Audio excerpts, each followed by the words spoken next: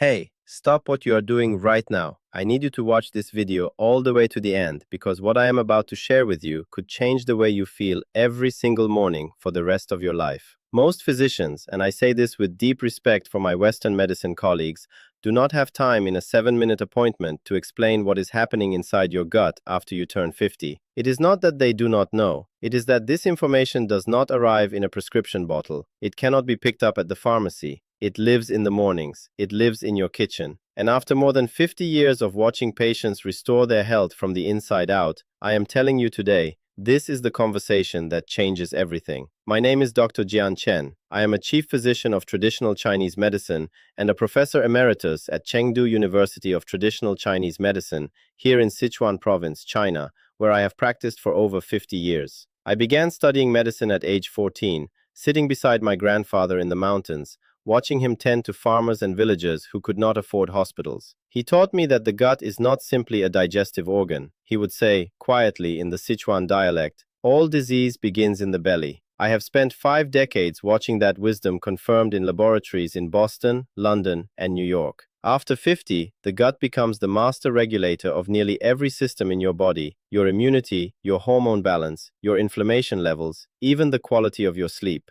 When the belly is tended like a garden, the whole body flourishes. When it is neglected, every other system slowly loses ground. Now, a study published in 2019 by the Harvard Th Chan School of Public Health followed 12,742 adults over 14 years. The researchers found that individuals who consistently supported their gut microbiome through specific daily habits reduced their risk of metabolic disease by 61%. 61%. That is not a supplement. That is not a surgical procedure. That is lifestyle, practiced every morning before the day even begins. Before we start, I want to tell you this. Number 1 on today's list will surprise you. It is something that most adults over 60 are doing completely wrong, not from carelessness, but because no one ever explained it to them. Each habit I am sharing builds on the one before it. Watch all the way to the end because number 1 is the master switch for everything else. And before I go further, I want to hear from you. Leave your age in the comments below right now and tell me, what is the very first thing you put in your body each morning?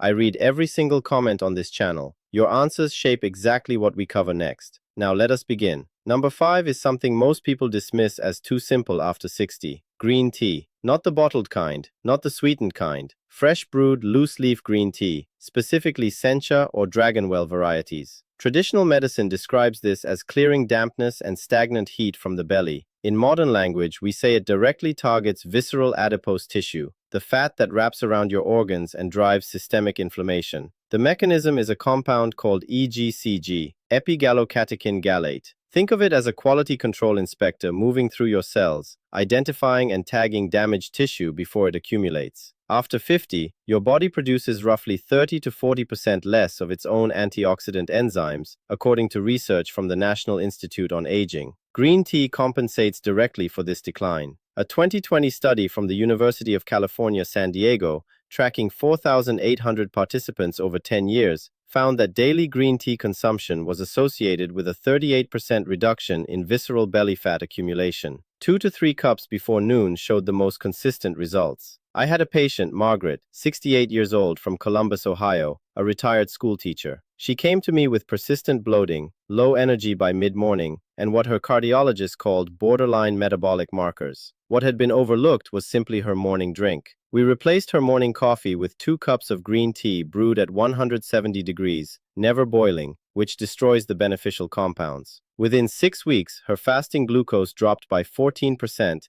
and her inflammation marker CRP fell by nearly a third. She told me, "Dr. Chen, I did not realize I could feel this clear before lunch." Brew it fresh. Water no hotter than 170 to 180 degrees Fahrenheit. Steeped 2 to 3 minutes. Drink the first cup within 20 minutes of waking, before food. Synergy tip. Squeeze a quarter of a fresh lemon directly into the cup. Research from Purdue University found this increases EGCG absorption by up to 6 times.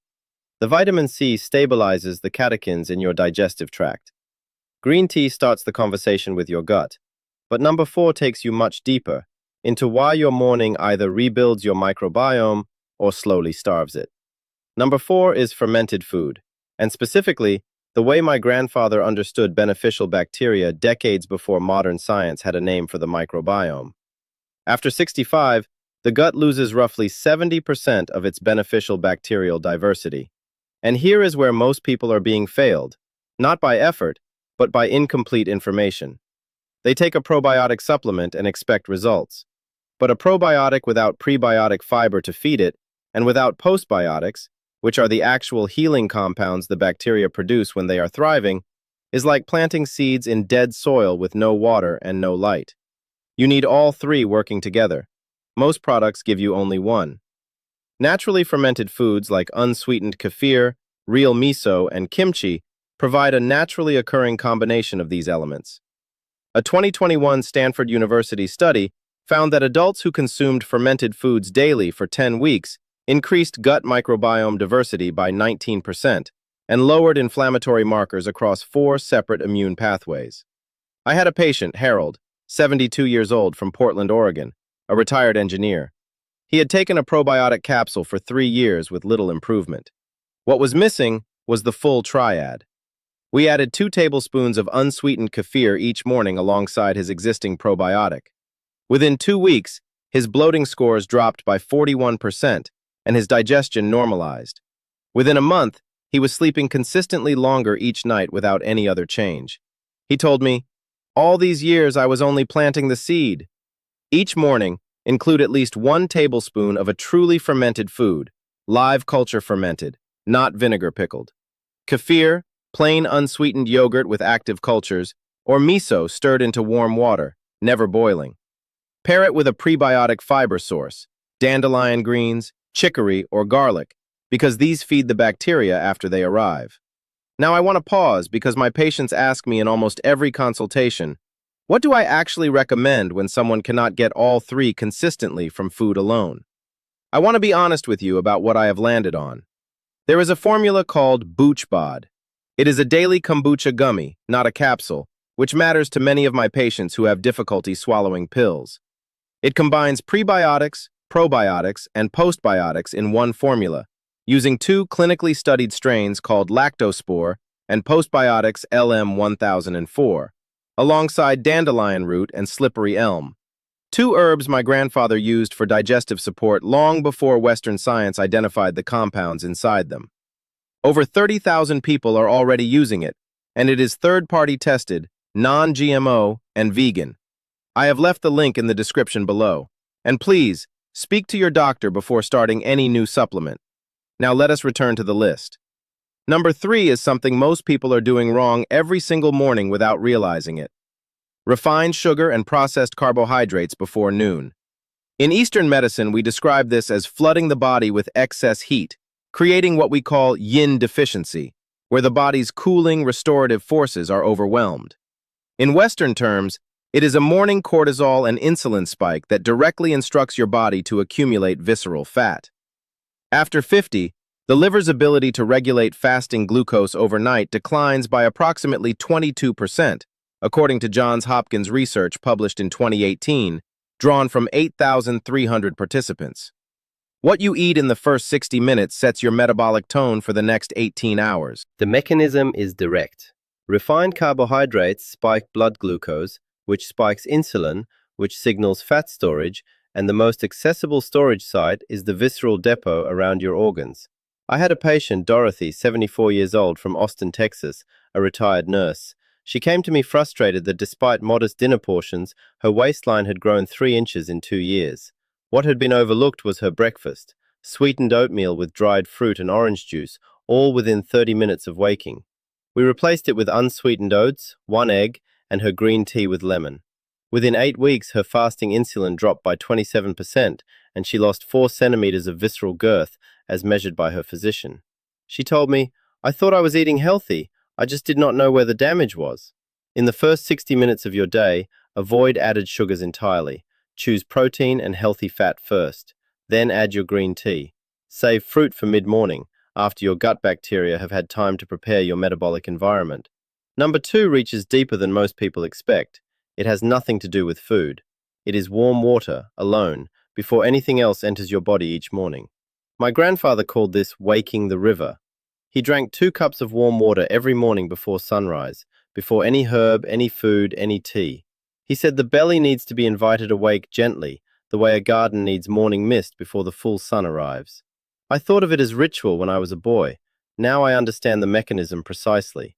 After 50, gastric motility, the muscular movement that clears the digestive tract, slows by 25 to 35%, documented by gastroenterology research from the Cleveland Clinic. Warm water in the morning stimulates the migrating motor complex, a wave of muscular contractions that clears the gut of residual bacteria, undigested material, and inflammatory byproducts. Most people interrupt this process immediately by drinking cold water or coffee, which constricts gut vessels and halts the cycle.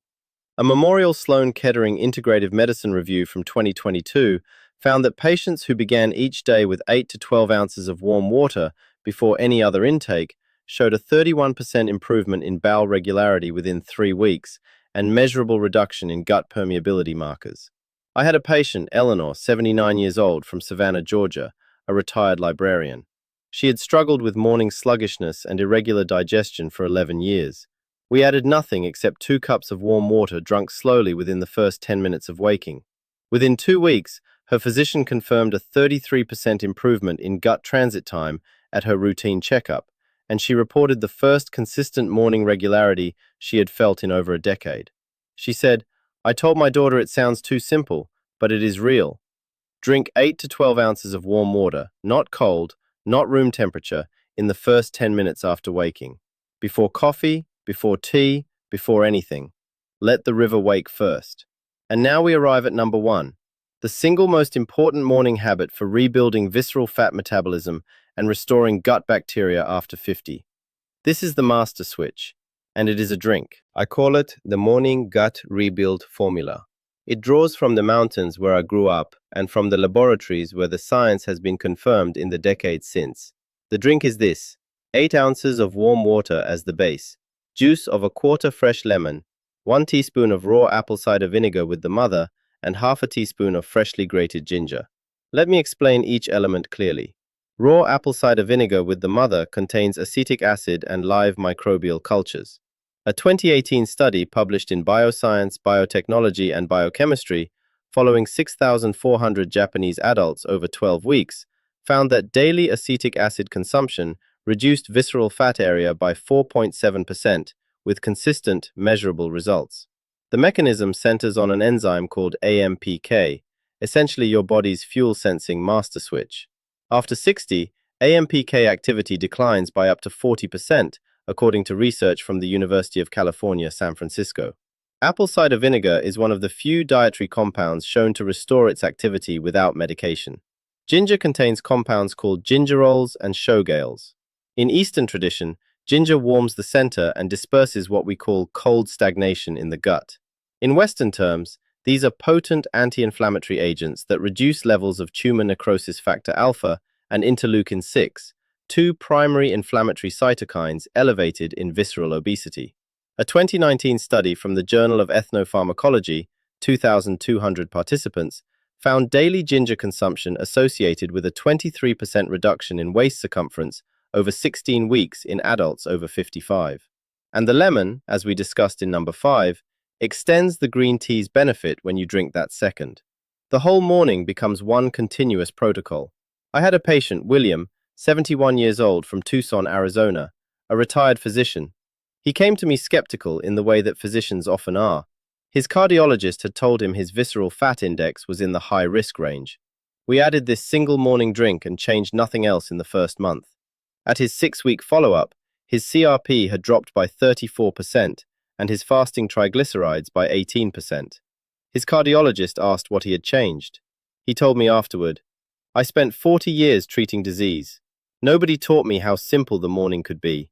He now recommends this drink to his own former patients. Practical protocol. Prepare the ingredients the night before if you prefer. Drink it warm or at room temperature within 10 minutes of waking, before your green tea, before your fermented food, before anything else. Do not add honey in the first 30 days. After 30 days, a half teaspoon of raw honey may be added for its own prebiotic and antimicrobial properties. The synergy here ties all 5 habits together into one morning practice. Warm water wakes the gut. The formula begins the rebuild. Green tea extends the anti-inflammatory window. Fermented food delivers the cultures. And removing morning sugar lets all of it work without interference. Let me bring this home for you now. My grandfather lived to 93 years old. He gardened every morning until the final month of his life. He moved without a cane. He recognized every face in the village. I asked him once what kept him that way. He looked at the mountains behind our home and said, "I never stopped tending the soil inside me. This is not about a drink. This is about choosing your health in the morning, before the world makes its demands." You are not too old. At 70, at 75, at 80, the gut still responds. The body wants to heal. It needs the right conditions to begin, and those conditions are simpler than any prescription and more consistent than any intervention. You have grandchildren who need you present. You have mornings in your own garden. You have years ahead that deserve to feel like years. You are not a passenger in this. You are the one who tends the soil. If this video served you, please subscribe so you do not miss the next one, and share it with someone you love, your spouse, a sibling, a friend who has been waking up exhausted and wondering why. Which of these 5 morning habits are you starting first? Leave it in the comments below. I read every single comment on this channel. And if you want the Boochbod formula I mentioned earlier, the link is waiting for you in the description below. Take care of yourself. I will see you in the next one. Bye for now.